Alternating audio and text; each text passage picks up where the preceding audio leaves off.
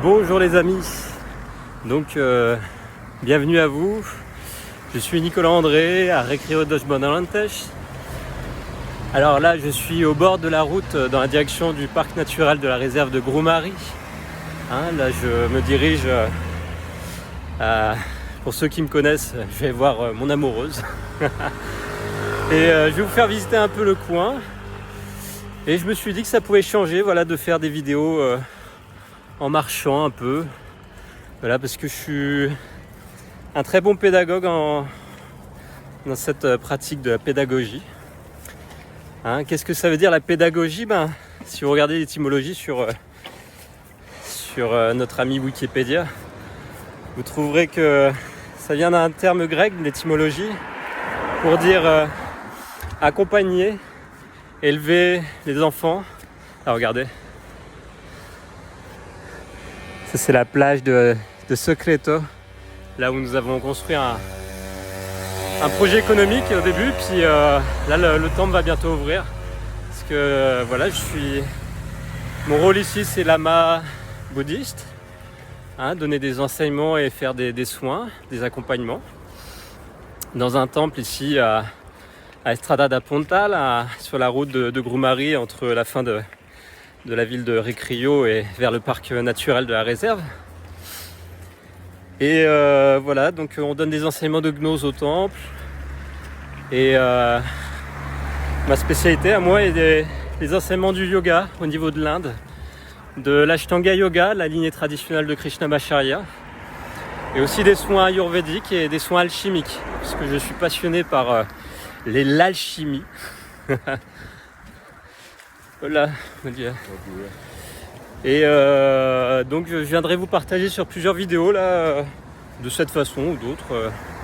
Voilà, c'est des petits enseignements, des aperçus d'enseignement. Ce sera toujours plus des aperçus que des enseignements profonds. Savoir que les enseignements les plus profonds, ils seront donnés pas forcément en ville, mais dans la nature, dans une réserve naturelle, une structure que nous allons faire là bientôt. Et en ville, ce sera la surface des enseignements pour entrer en profondeur pour ceux qui le souhaitent. Voilà. Donc la pédagogie, je disais, qu'est-ce que c'est la pédagogie ? Être pédagogue, c'est... je pousse un vélo un peu chargé. Faut que je monte les racines et les pierres. Donc, c'est particulier. Voilà. Donc un pédagogue, c'est celui qui va élever les enfants sur le chemin de la route de l'école. C'est un éducateur. C'est à l'époque de la Grèce antique. C'était quelqu'un, voilà, qui s'occupait des enfants entre la maison et le lieu d'apprentissage. Et dont on entend d'ailleurs péda. Péda, c'est l'étymologie pied, la même racine. Donc c'était de marcher en parlant. Et puis en apprenant, transmettant la connaissance infuse, voilà, qui vient des fois comme ça dans cet état hypnotique en marchant. Pour reprendre les termes de Sébastien, dans notre ami Sébastien sur les états d'hypnose par rapport au yin et au yang.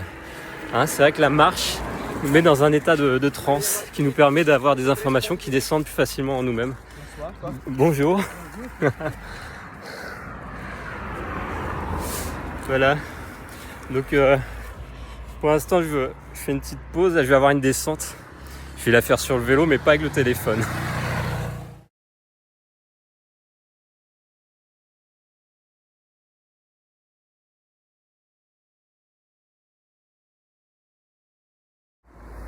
Donc voilà, nous sommes à premier virage.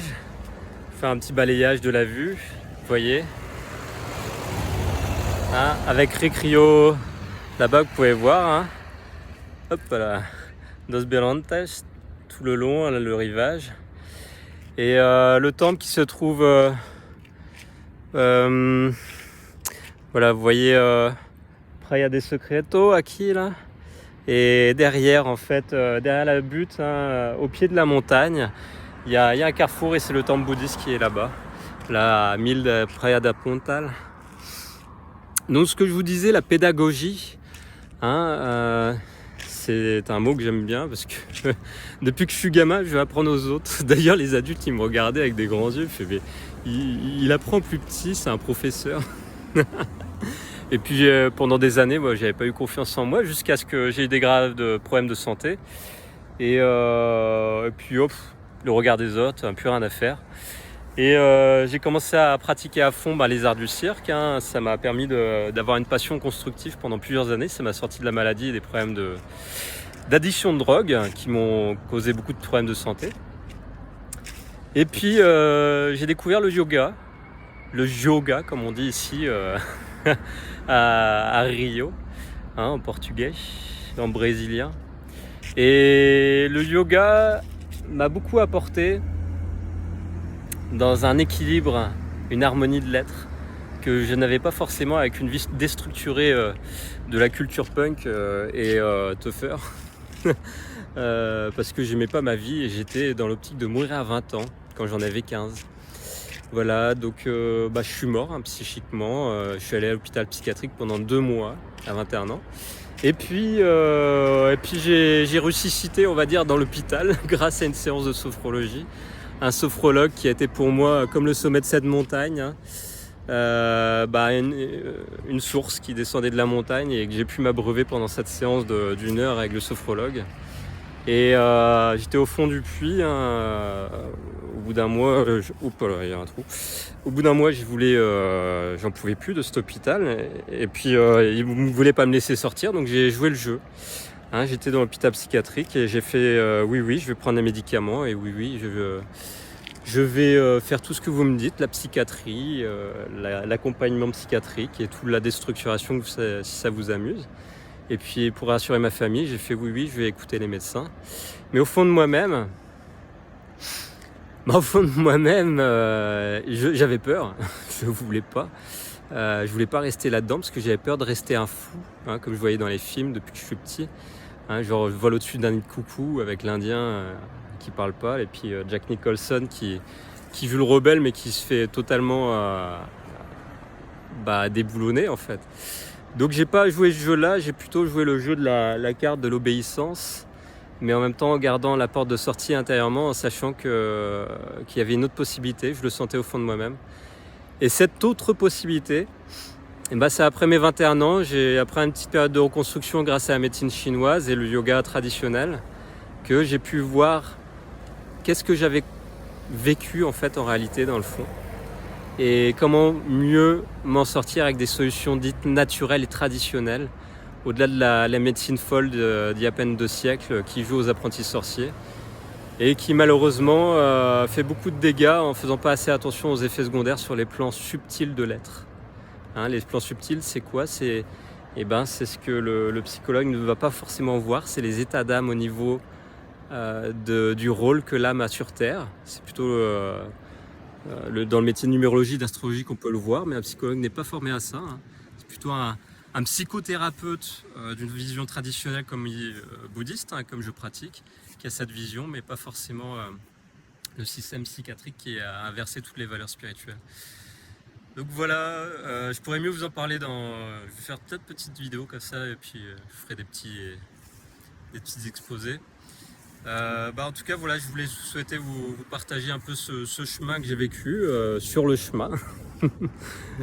Et puis on va approfondir aujourd'hui qu'est-ce que c'est le yoga dans la tradition de l'Ashtanga Yoga. Voilà, je souhaite vous le partager, on va continuer la route. À tout de suite. Voilà la suite. Alors je fais une petite pause avant de faire la montée. Regardez ce que j'ai trouvé par terre. Voilà une préparation de candomblé bouddhiste. C'est une offrande en fait aux divinités, ça se fait régulièrement ici au bord de la route. Ici on est au bord de la route, la route montante, qui va à la Praia de Gumay, la réserve naturelle qu'on vient de passer derrière, à Playa de Playena. Voilà. Je vais faire la montée avec vous. Hop. Donc ça grimpe dur ici. Là on est au bord de la montagne, la réserve naturelle qui est là. Vous allez voir passer la jungle tout à l'heure. Ouais, donc ce que je disais, c'est que le yoga traditionnel souvent a été dévié depuis, on va dire, le début du New Age, qui a commencé un peu aussi. Le yoga est arrivé à peu près en même temps. au niveau mondial en même temps que le New Age. Le yoga qui s'est déporté, on va dire, de l'Inde pour aller sur d'autres continents. Donc la première fois que j'ai connu le yoga, c'était par rapport à un problème de santé à 21 ans. Ma mère m'a offert un petit bouquin qui s'appelle Les 5 Tibétains. Et ces 5 Tibétains, dedans, il y a des postures de du Tibet. Mais j'ai appris bien plus tard en fait que c'était des postures de purification qu'on utilise dans les ashrams lors des cures, qu'on appelle les chats de kriya. Kriya, ça veut dire quoi? Purification. Et ces chats de kriya permettent de remettre une structure dans le corps qu'on a un peu perdu avec notre hygiène de vie matérialiste, et puis déstructurée en étant hors d'une religion, d'une tradition. Et moi-même, mon corps était pollué par la drogue pendant toutes ces années, et par une mauvaise alimentation, des émotions, des humeurs un peu plombées, puis faire la fête pour déplomber régulièrement. Donc j'ai accumulé de la lourdeur en fait. On appelle ça tapasya. Faire des tapasya, c'est brûler. C'est pas les tapas à manger. Tapasya, c'est-à-dire c'est faire une friction au niveau de l'être, ce qui crée une chaleur et va brûler les mémoires. Le champ résiduel des latences. Qu'est-ce que c'est une latence? Sur Terre, nous avons un plan horizontal, matériel, et un plan vertical, spirituel. Une tradition nous a mis sur les deux. Et dans ce plan horizontal, on a une voie des ancêtres avec une charge de mémoire. Mémoire familiale, mémoire civilisationnelle, mémoire qu'on peut aussi dire de l'âme qui nous appartient. Et ces mémoires, du flux de conscience, il y a des pratiques traditionnelles pour le purifier et devenir aussi clair que le cristal. C'est une vision qu'on a aussi dans le bouddhisme en parlant dans le mantra Om Mani Padme Hum, cette fleur de lotus qui pousse de la vase et de ce diamant parfait à travailler toute sa pureté pour retrouver la quintessence de notre être et retourner au nirvana.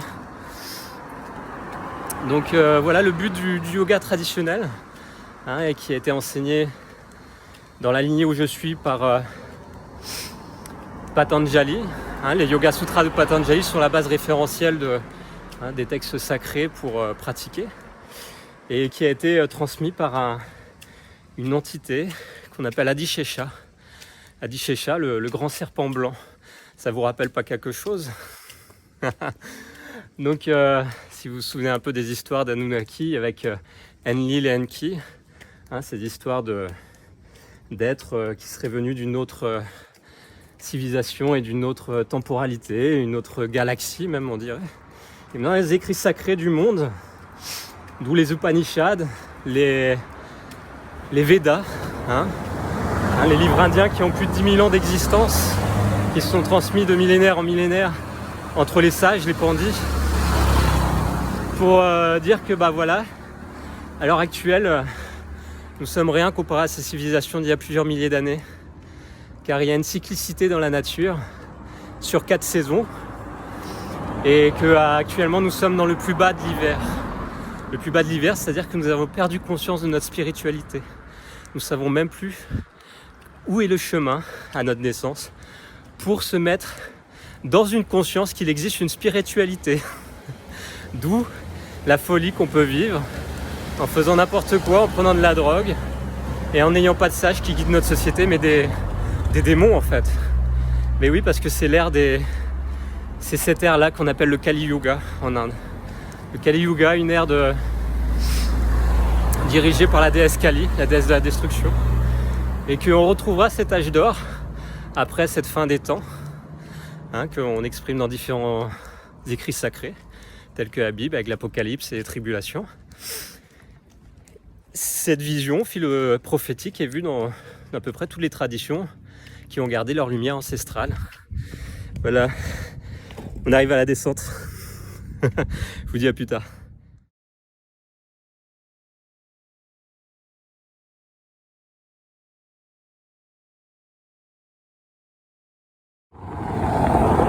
Voilà, je suis arrivé au restaurant bar Groumari Bar Surf, à côté de la plage de Groumari, dans la réserve naturelle grande réserve naturelle.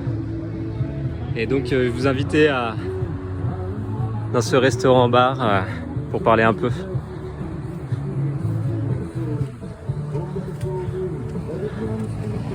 Je vais vous présenter un peu les personnes qui travaillent ici. Oi amigo, tudo bem e você? Sì. Sì, fazendo un video para meus alunos franceses. Sì. Oi, tudo bem? Oi, tudo bem?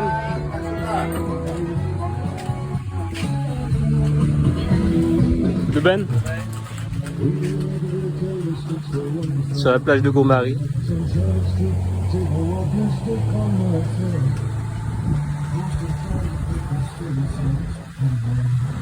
Un super coin, voilà, où je vais venir vous parler un petit peu pour vous exposer ce yoga traditionnel de l'Ashtanga Yoga. A tout de suite.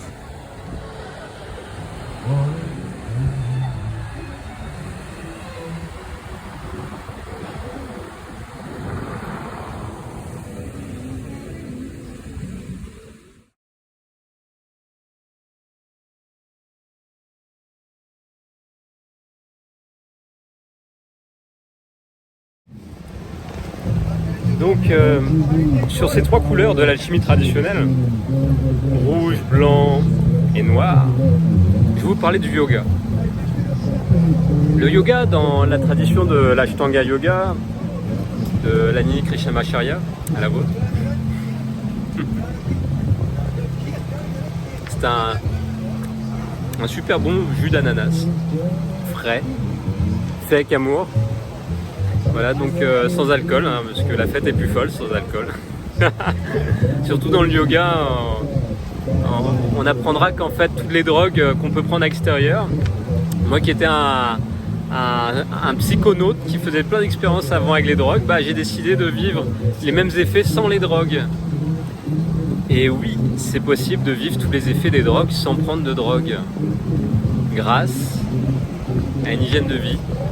Cette hygiène de vie que donne la tradition de l'Inde, telle que le yoga traditionnel, nous projette dans des états de conscience modifiés par rapport à une pureté du corps. Et au lieu de vivre des états de conscience modifiés en déstructurant le corps, comme Sébastien vous le faisait part, dans une substance qui met dans un effet yin, très yin, comme une drogue, l'alcool, et ben c'est de trouver par une pratique traditionnelle, développer les propres substances internes pour que les effets secondaires soient beaucoup plus digestes. Oui, parce qu'une drogue en fait met des latences dans le corps, qu'un effet créé par une alchimie de pratique traditionnelle ancestrale ne va pas créer de latence résiduelle. Au contraire, va laisser une empreinte spirituelle. Et cette empreinte spirituelle, bah, je vais vous le décrire sous la vision de l'alchimie, hein, ces trois couleurs. Donc la première, c'est le noir, hein, que vous pouvez voir. Le noir, dans la chimie traditionnelle, c'est l'œuvre noire. Qu'est-ce que c'est l'œuvre noire? Eh ben, c'est représenté par le corbeau. Le corbeau, bah, c'est quoi? C'est la putréfaction, c'est la mort. Alors, on passe par un état dépressif au début d'une forme de transformation, on meurt à soi-même. Et puis si on n'est pas enfermé en hôpital avec des drogues, hein, à rester dans l'œuvre noire toute notre vie, eh ben, on en sort, on passe à l'œuvre blanc. Hein, on sort de la putréfaction, de la mort, pour vivre une renaissance. Et en passant obligatoirement par un stade qui est l'œuvre blanc, hein, l'œuvre blanc, ben, cette couleur, le blanc que vous pouvez voir, c'est l'étape qui va passer d'une étape à une autre. Hein, c'est le sas. On appelle ça séparer le bon grain de l'ivraie. Hein, c'est dans la Bible, dans la tradition chrétienne, il y a des paroles comme ça, des paraboliques, qui représentent des principes alchimiques qui se retrouvent dans la nature. Est-ce que les alchimistes sont inspirés de l'œuvre de la nature pour recréer cette œuvre dans un laboratoire? Et cette alchimie, ben, on peut la retrouver soit au creuset, hein, faire fondre un régule métallique, hein, et à purifier la matière en face de nous. En faisant, on purifie la matière au fond de nous, hein, c'est un effet miroir. Et il y a aussi dans un ballon avec les plantes, hein, plus calme, plus douce et beaucoup plus yin que le côté feu à fondre le métal, c'est yang, hein, explosif. Et entre deux, il y a la voie royale, une des voies les plus difficiles. Pourquoi difficile? C'est au lieu de faire l'œuvre opérative sur un effet matériel extérieur, c'est faire l'œuvre à l'intérieur de soi. Et à l'intérieur de soi, dans son corps physique. Et c'est la voie des mystiques, c'est la voie de la mystique. C'est qu'on va faire rentrer des forces, des énergies en nous, et on va créer cette séparation du subtil de l'épée, par l'épée, pour faire le jeu de mots dans la langue des oiseaux. On va trancher au bout d'un moment en faisant des pratiques qui vont nous mettre dans un état modifié de conscience et faire une œuvre en nous constamment de mort-renaissance. Et c'est la voie des prêtres scorpions, de vivre jusqu'à l'état de sublimation ultime, à devenir des guides pour l'humanité au travers des grands temples. Ça s'est passé à l'Égypte antique, dans l'âge d'or, dans ces grandes civilisations où il y avait les synarchies. Et puis actuellement, nous sommes dans cette œuvre noire. Donc on va passer par une phase de tribulation qui sera l'œuvre blanc, pour aller suivre après cette œuvre rouge. Et l'œuvre rouge, c'est quoi? C'est la sublimation, symbolisée par le phénix. Nous avons eu l'œuvre blanc symbolisée par la licorne, la corne qui vit. On peut le retrouver sur la tenture de Diane de Poitiers, à Poitiers, la licorne, la dame à les licornes, très symbolique tout ça. Et nous retrouvons ensuite après l'œuvre rouge qui est symbolisée par le phénix. Et le phénix, c'est la pierre philosophale, la quintessence de la vie. Ce phénix qui renaît de ses cendres, c'est une civilisation après qu'elle périclite, qu'elle s'autodétruise, elle arrive à renaître sous un cycle astrologique, un cycle astral, avec une nouvelle version d'elle-même qui doit évoluer. Et je vous précisez maintenant cette œuvre, ces trois couleurs de l'œuvre, dans une tradition ancestrale, lumineuse, de la science millénaire du yoga traditionnel, de l'Ashtanga Yoga. A tout de suite.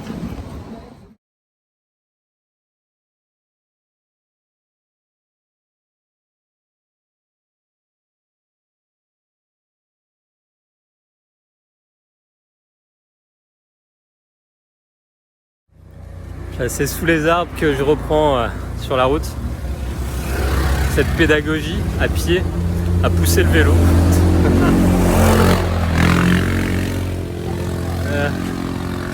Donc vous parlez des 8 piliers de l'Ashtanga Yoga. Mais avant ça, je vais vous dire quelle lignée dans laquelle je fais partie.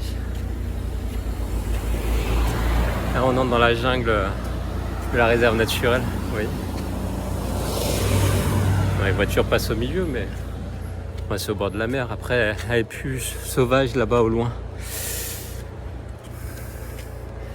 Donc, je viens de la lignée traditionnelle de Krishnamacharya, qui a été ce yogi. C'est un yogi au début du XXe qui est apparu, qui a été dans l'Himalaya, qui a reçu des enseignements d'un grand sage. Environ 5000 postures de yoga, c'est pas rien. J'en connais juste la première série, il en a fait 5 en toute série de postures pour arriver à toute cette connaissance physique, mais qui a reçu des enseignements sacrés et maîtrisé la gnose, maîtrisé l'astrologie, la physionomie, l'ayurveda, les textes sacrés. C'était un littéraire, il avait fait des hautes études. Et puis dans la montagne, il a fait aussi des hautes études spirituelles. Et puis il est revenu en Inde et il a eu la mission par son gourou de transmettre l'enseignement du yoga qui était en train de disparaître à l'époque au XXe. C'était devenu désuet. Plus personne ne s'intéressait au yoga, c'était tout poussiéreux dans les Védas. C'était plutôt les Anglais qui commençaient à imposer leur domination philosophique et culturelle. Imposer que dalle, mais en fait ça a quand même fait un impact parce qu'il y a eu après le nuage qui a été créé, donc ils ont été un peu pillés philosophiquement les Indiens avec les Anglais. Ça a créé les mouvements Blavatsky et les mouvements théosophiques, tout ça. Bon ça c'est le faux yoga, c'est la fausse lumière indienne, la fausse lumière de l'Axis Mundi. En fait l'Axis Mundi c'est quoi? C'est le plus haut sommet du monde, c'est l'Himalaya. C'est l'axe du monde, c'est l'axe spirituel du monde. Et il y a un rayonnement qui impulse sur la terre entière. Et l'inverse de la Six Mundi, au sommet du Potala, le Potala indien, à l'inverse, c'est le bassin parisien. Donc je vous explique pas la bouche des enfers actuellement où elle est, je vous laisse deviner. Et puis là où il y a, on va dire, les plus hautes vibrations spirituelles qui permettent de se préserver de la déflagration de la porte des enfers actuellement. Donc je viens de cette lignée de Krishnamacharya. J'ai eu des enseignements par rapport à la branche de Patabi Joyce, qui est un des meilleurs élèves avec B.K.S. Iyengar, les deux meilleurs élèves de Krishnamacharya. Et Patabi Joyce, lui, était plus dans le yang. Il a fait le power yoga aux États-Unis, ça a fait plein de ramifications de yoga différents. Et Iyengar, lui, il avait des problèmes de santé très jeune. Patabi Joyce, un peu turbulent, ça a calmé, et Iyengar, ça l'a sauvé de ses problèmes de santé. Et ce qui a créé après le courant Iyengar, B.K.S. Iyengar, vous avez peut-être entendu parler, c'est un yoga beaucoup plus thérapeutique.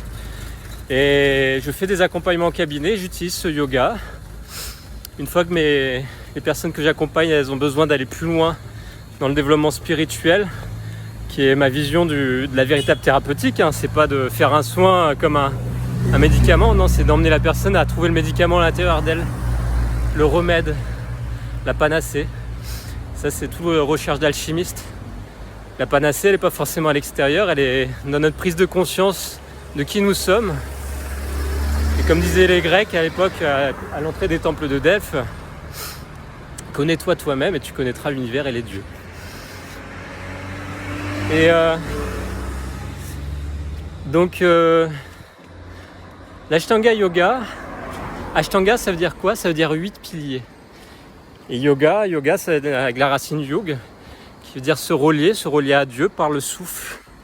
Le souffle de l'existence, le souffle divin dans notre existence physique. Et c'est de relier ces deux parallèles comme on peut voir dans la croix chrétienne, c'est-à-dire l'horizontalité de la vie matérielle, temporelle, et la verticalité immuable de la spiritualité profonde. Et de faire un point d'ancrage entre les deux, ce qui fait on va dire, ce qu'on voit dans la croix chrétienne avec le Christ au milieu, c'est fixer la lumière dans la matière. C'est tout but d'alchimiste. C'est faire disparaître le plan matériel dans lequel nous sommes en lumière, parce que ici, comme on voit dans le bouddhisme, la gnose, c'est qu'une écorchure, c'est une égratignure ici, c'est pas le vrai monde. La vraie réalité, elle est dans l'univers spirituel. Ici, nous sommes qu'un écho. On appelle ça la Maya en Inde. On appelle ça le samsara, avec la roue des existences, qu'on étudie au travers le Sipai Korlo dans le bouddhisme. Je viendrai vous faire des cours dessus parce qu'elle en fait très bien déjà sur la gnose. C'est mon enseignant et ça fait plusieurs années que j'étudie. Et voilà, l'Ashtanga Yoga, il a 8 piliers principaux et je vais venir les expliquer un par un pour vous voyez c'est quoi réellement la tradition ancestrale du yoga, qui n'est pas forcément des postures de gym douce, comme on pourrait le croire, à faire des contorsions, mais non, c'est une science millénaire qui nous permet d'être heureux, d'être libre réellement, en prenant conscience que la véritable liberté, c'est pas d'en faire ce qu'on veut avec le libre arbitre, mais c'est d'être obéissant à Dieu.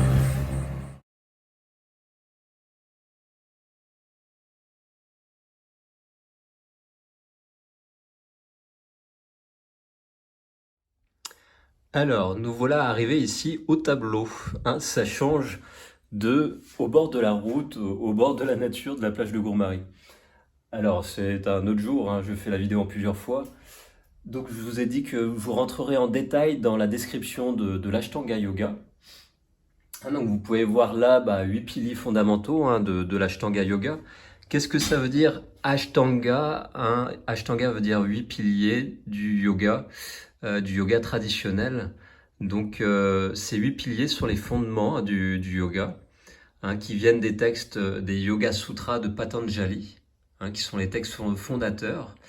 Et donc, je vais vous expliquer à quoi servent ces 8 piliers de l'Ashtanga Yoga.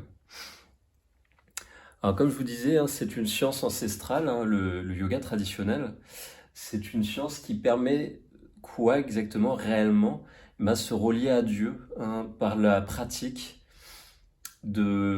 quotidienne d'une hygiène de vie, d'une discipline.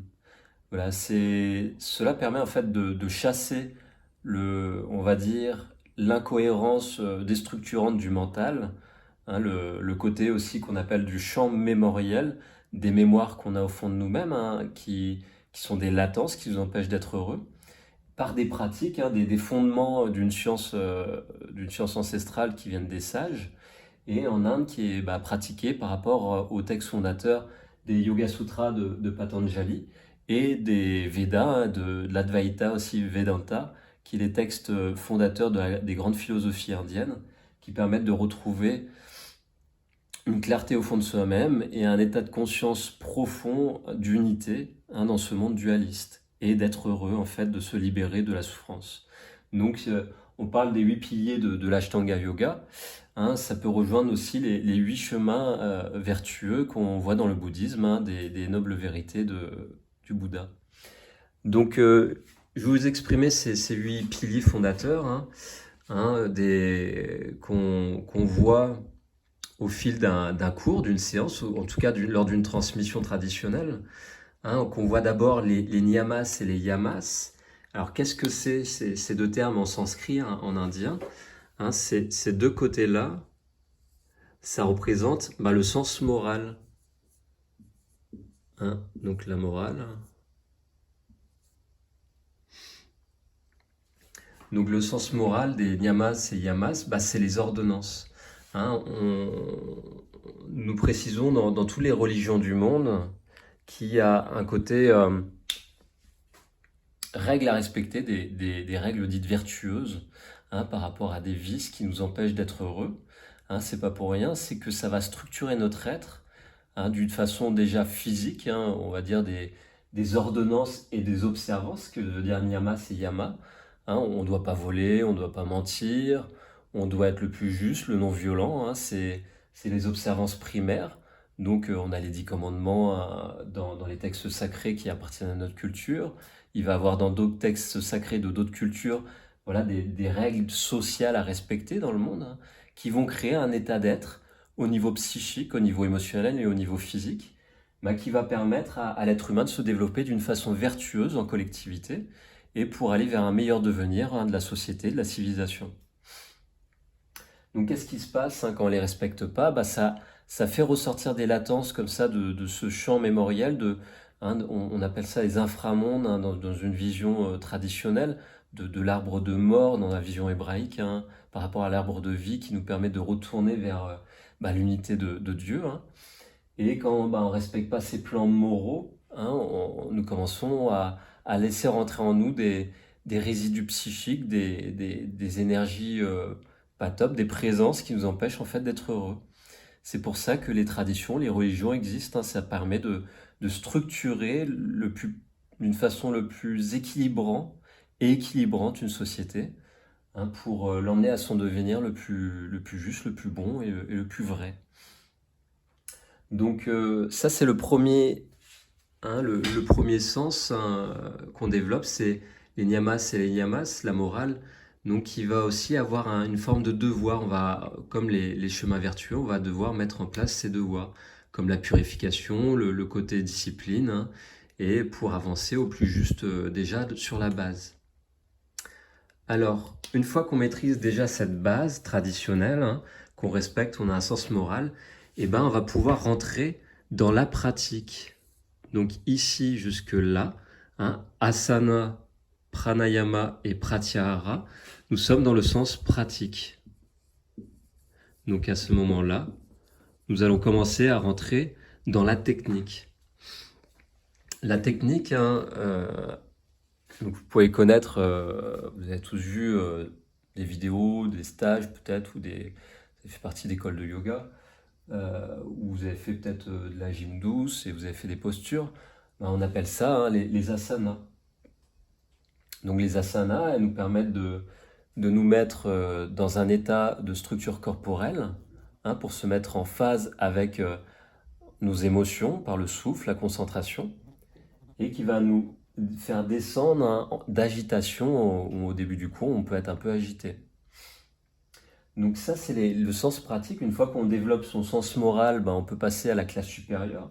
c'est-à-dire une fois qu'on est juste, monter un peu plus en puissance, développer une forme de récupérer son propre pouvoir, de sortir de l'agitation, du manque de connaissances, de l'ignorance, hein. Comme disait Bouddha, pour se libérer, c'est entrer dans un chemin de compréhension de la vie et de comment la canaliser dans son corps, dans son âme, pour purifier, hein, pour faire entrer le plus juste en soi et retourner vers cet état d'unité parfaite.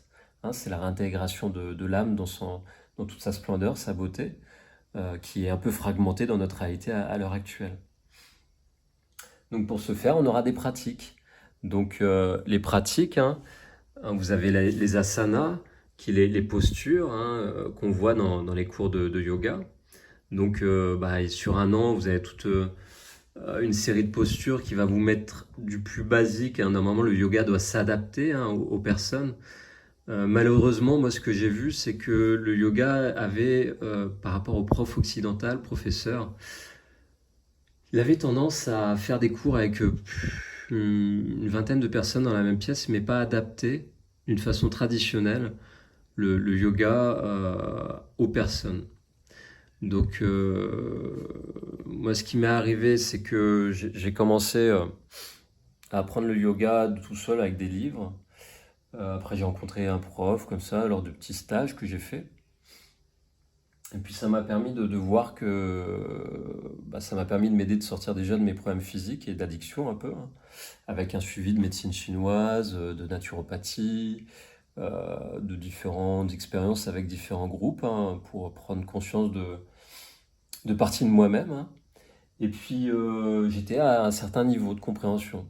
Et j'étais aussi un peu influencé par des notions New Age. J'étais pas encore entré dans la profondeur des sciences indiennes et de la philosophie, de la vie auprès d'un maître, d'un enseignant spirituel. Donc je pratiquais les asanas. Et ce que j'ai vu dans beaucoup d'écoles occidentales, c'est qu'on va pratiquer les asanas, on va suivre un groupe, mais on va pas rentrer dans la profondeur qui va nous permettre de développer les 8 piliers entièrement. Donc c'est quoi développer les 8 piliers? Les asanas. Après, on va pratiquer les pranayama. Donc pranayama, les asanas, vous avez vu, c'est les postures.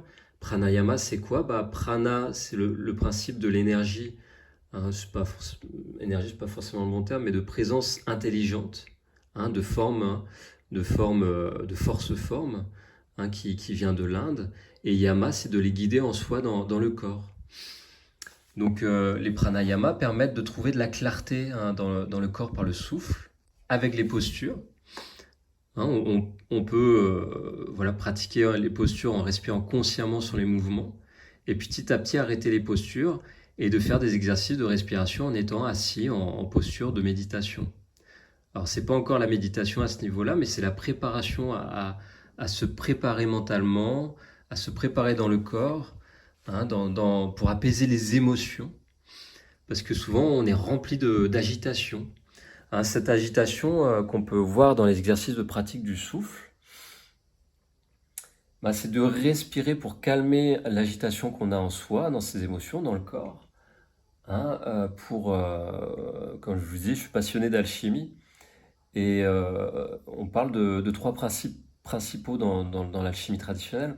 On parle du principe Mercure, hein, qui est un principe informationnel, principe de l'esprit, de la conscience. Un principe soufre, qui est le principe des émotions agitées dans l'âme, hein, qui est du feu, hein. Le soufre, ça sent pas bon, hein, ça sent l'œuf pourri. Donc on a un peu de l'agitation comme ça au fond de nous-mêmes.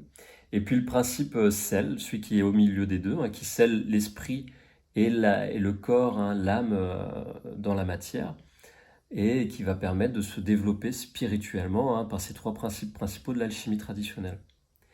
Donc voilà, ces 3 principes, on les retrouve dans toutes les traditions de développement de la conscience par des pratiques, et développement aussi, on va dire, purification, hein, du corps, de l'âme, pour récupérer ce principe de l'esprit qui descend, hein, dans la matière, pour ensuite se parfaire, hein, sur terre.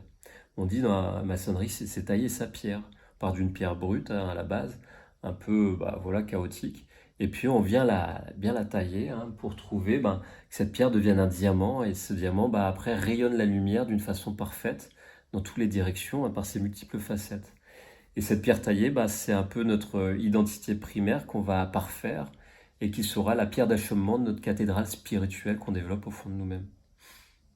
Donc voilà à quoi servent ces 8 piliers. On va développer, on va voir c'est quoi les autres. Donc les pranayamas vont développer par la respiration, on va développer une forme de purification du corps par une forme de tapasya, par le souffle guidé dans le corps. On va faire chauffer, monter en température le corps avec les postures, ce qui va faire transpirer, ce qui va faire rager, des fois sortir des émotions. C'est pour ça qu'un bon, professeur de yoga va être aussi un très bon thérapeute, pour bien accompagner les personnes quand elles vivent des états de conscience, on va dire, modifiés lors des émotions qui remontent, le champ mémoriel qui s'exprime dans la vie, pour aider ses disciples, ses élèves à se développer face aux vagues du subconscient, de toutes ces latences qui remontent à la surface lors des pratiques. En passant par pratyahara. Alors qu'est-ce que c'est pratyahara ? Pratyahara, c'est tout le côté de développer le retrait des sens. Se retirer des sens, pourquoi ? C'est que dans la vision traditionnelle, dans le côté indien, comme dans la vision du bouddhisme, ou même de l'Égypte antique, dans notre propre culture occidentale, c'est que la réalité dans laquelle nous vivons est une réalité d'illusion. Qu'est-ce que ça veut dire par là ? C'est que ce monde physique, en fait, comme le tableau, les murs, tout ça, vous pouvez voir des couleurs, mais c'est qu'un effet de rayonnement. Il y a de la lumière qui arrive dessus, ça réverbe une information, on capte les couleurs, on capte la densité des formes, mais tout ça, ça serait par le prise de perception de nos 5 sens physiques. Et pratyahara, qu'est-ce que c'est ? C'est l'apprentissage du retrait des sens. C'est-à-dire de prendre conscience que si on bouche les 5 capteurs des sens physiques, et qu'à l'intérieur, on peut prendre conscience d'un sens, on va dire, kinesthésique à l'intérieur de soi, une sensation, un senti. Et en évitant d'être dans le ressenti qui est plus au niveau émotionnel, sentimental, d'être plus dans un senti de perception. Et apprendre petit à petit dans ce pratyahara de se retirer des sens physiques, mais aussi des sens psychiques, pour bien se concentrer avec les postures et le souffle, qui va être les outils principaux, une fois qu'on a bien développé dans ce sens moral, une fois qu'on s'est bien concentré, et parfait, qu'on n'est pas tous parfaits, on est là pour se transformer, donc c'est pas du jour au lendemain qu'on devient un saint, et c'est loin d'être, à notre époque, c'est loin d'être facile.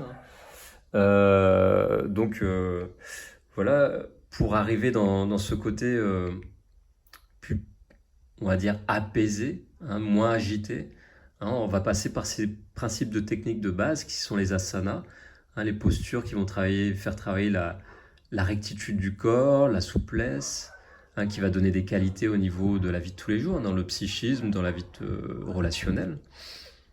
Et puis le pranayama pour guider le souffle, les émotions, les énergies liées aux émotions, parce que une émotion, c'est une force, ça bouge au niveau dynamique dans la matière et aussi, on va dire, dans le relationnel de la vie quotidienne humaine. Et puis on va rentrer dans ce côté pratyahara pour apprendre à se retirer des 5 sens physiques, aussi des sens psychiques, pour ensuite rentrer, on dit, hop, il a séché, intéressant. Vous pouvez voir un aperçu des cours, voilà, tiens, là, en couleur rouge. Intéressant parce que la couleur rouge, dans ce côté-là, on dit les fruits. Et la couleur rouge, c'est la couleur de la pierre philosophale. Donc je vais vous parler d'alchimie encore. Lumière, la rouge, c'est la pierre philosophale. Les fruits du yoga qu'on va arriver à force de se concentrer à la pratique, c'est les fruits, c'est-à-dire dharana. Dharana qui est la première, on va dire, outil qui va nous mettre dans des états de conscience modifiés profonds. Une fois qu'on sera bien concentré au bout de quelques mois dans la pratique, hein, on va rentrer dans Dharana. Dharana, c'est quoi? C'est le principe de commencer à être dans la concentration parfaite. La concentration parfaite, c'est quand on arrive à se retirer des sens. À force de pratiquer, c'est pas évident, c'est pas du jour au lendemain, hein, ça met un certain temps de répéter des exercices. Moi, je veux parler d'expérience les alchimistes en laboratoire. J'en ai rencontré deux dans ma vie. Un à distance par rapport à ses enseignements, et puis une de ses amies qui m'a transmis des enseignements de la chimie traditionnelle.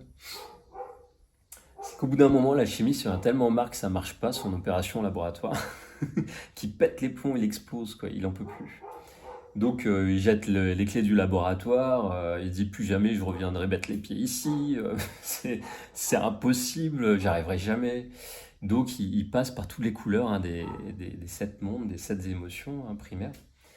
Et puis au bout d'un moment, il fonde lui-même, il sent quand même qu'il doit dépasser ça.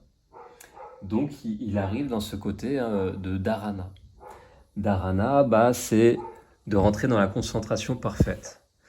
Donc la concentration parfaite, c'est d'arriver, après le retrait des sens, de trouver dans des exercices particuliers un état de non-pensée. Hein, c'est pas évident, hein, ça demande un certain temps de pratique. Et quand je dis que l'alchimiste s'énerve, il en peut plus, c'est que même dans les cours de yoga, il y en a, ils quittent en cours de l'année, ils vont pas jusqu'au bout de la transmission de l'enseignement. Que ce soit pour le Qigong traditionnel aussi que j'enseigne, c'est les mêmes, c'est des différentes cultures, mais c'est les mêmes principes au niveau physique, émotionnel et spirituel.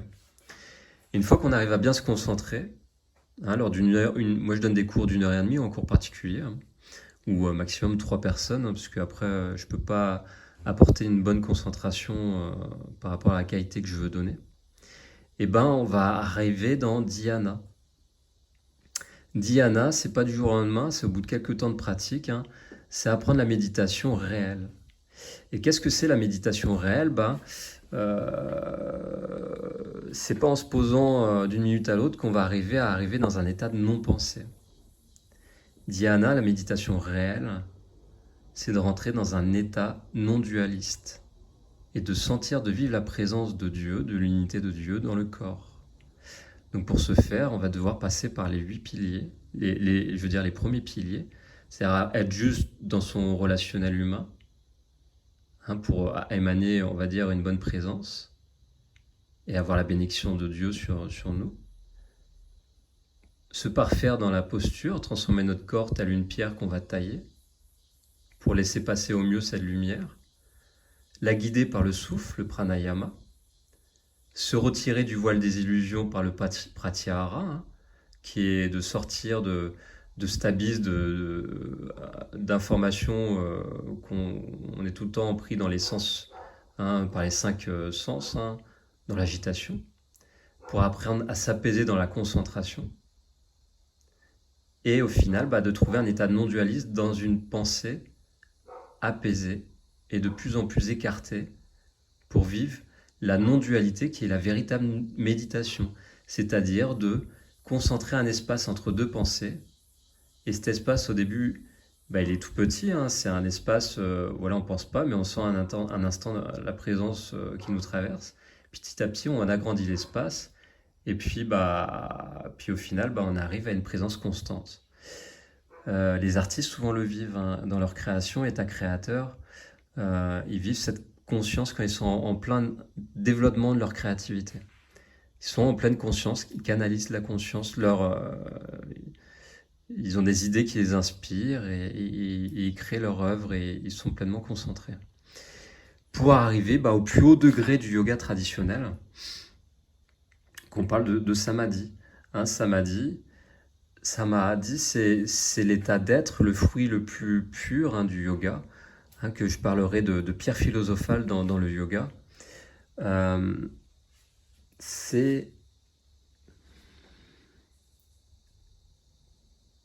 descriptible sur différents niveaux, mais quand on le vit, c'est qu'on entre aussi dans une dimension qui devient non-verbale, donc non descriptible. C'est là qu'on appelle le mystère. Hein, la notion de mystère, c'est qu'on fait waouh, ça nous traverse, mais on n'a pas de mots pour décrire. Donc c'est c'est la notion d'éveil, hein, l'éveil de conscience, jusqu'au plus haut degré du samadhi, hein, de se transformer, de se parfaire, qui est la quintessence de notre réalisation, hein, parce que le yoga c'est une voie royale de l'alchimie traditionnelle qu'on retrouve dans toutes les cultures. Et le samadhi, le plus haut degré, c'est le mahasamadhi, qui veut dire maha grand, et samadhi, ça veut dire la libération. Et c'est la grande libération vers cette unité qu'on dit dans l'Advaita Vedanta, hein, l'unité primordiale de l'atma, du cosmos, hein, de ce nirvana qu'on voit dans le bouddhisme.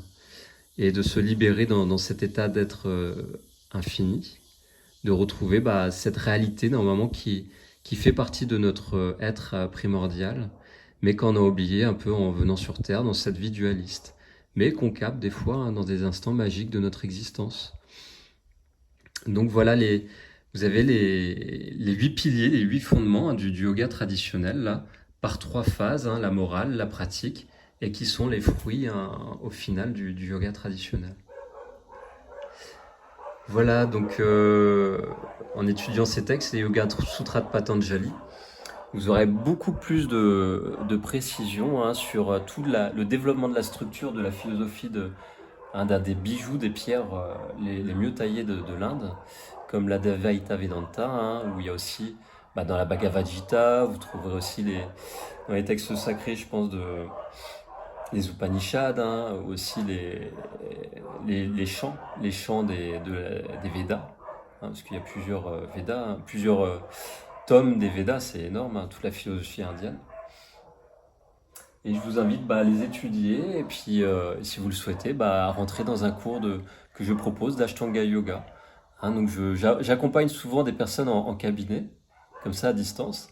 Et puis lors de l'accompagnement, il se révèle que je donne des enseignements suite de l'accompagnement, parce que c'est la base, normalement, avant que je donne des enseignements, je vois le degré de moralité de la personne, hein, au travers une étude de thème, comment la personne se comporte moralement, sur le retour qu'elle me fait lors du travail qu'on fait en cabinet. Et puis si je la sens prête, et si même elle est dans la demande, et on commence à passer à l'enseignement, aux asanas, et puis à tout ce qui suit dans une année. Et sur 3 trimestres, je donne un enseignement complet de yoga traditionnel pour que la personne, au bout de 3 trimestres, elle se trouve dans son autonomie avec cet outil traditionnel qui est une science vivante, une science de l'âme, qui permet de reconnecter à son plus haut degré d'être. Je dis que c'est pas forcément qu'on va comme ça du jour au lendemain en 3 trimestres. Hein. Ça demande de faire un effort, de vivre une discipline. C'est pas évident tous les jours, hein, surtout quand on a une vie de famille. Et puis dans le contexte actuel, hein, on doit faire face à des forces déstructurantes et ça nous demande de se concentrer face. Donc c'est pas facile, je l'avoue, hein. Moi-même je suis loin d'être parfait. Vous pouvez demander à tous ceux qui sont ici sur le projet, c'est pas évident de vivre avec moi. Mais quand je fais mon travail, que je veux faire au mieux pour transmettre la voie traditionnelle qui m'a été enseignée, je m'y mets corps et âme, hein, de tout mon cœur, je fais au mieux pour être le plus juste. Et voilà, donc je serais très heureux heureux ou pas, en tout cas c'est mon travail, c'est mon rôle, donc vous transmettre cette voie. Voilà, pour l'instant je ne vais pas vous dire plus, je viendrai sur d'autres vidéos, vous parler peut-être des Yoga Sutras de Patanjali, je vous parlerai aussi je pense, de d'autres visions, que ce soit taoïstes ou indiennes, et pour aujourd'hui, ça va être bon pour l'Ashtanga Yoga.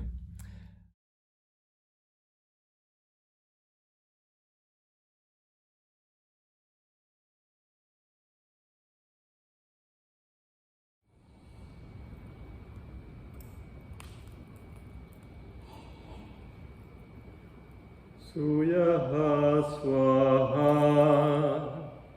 suyaha hidam namama, Prajapataye swaha, Prajapataye hidam namama, Suyaha swaha, Suyaha hidamna mama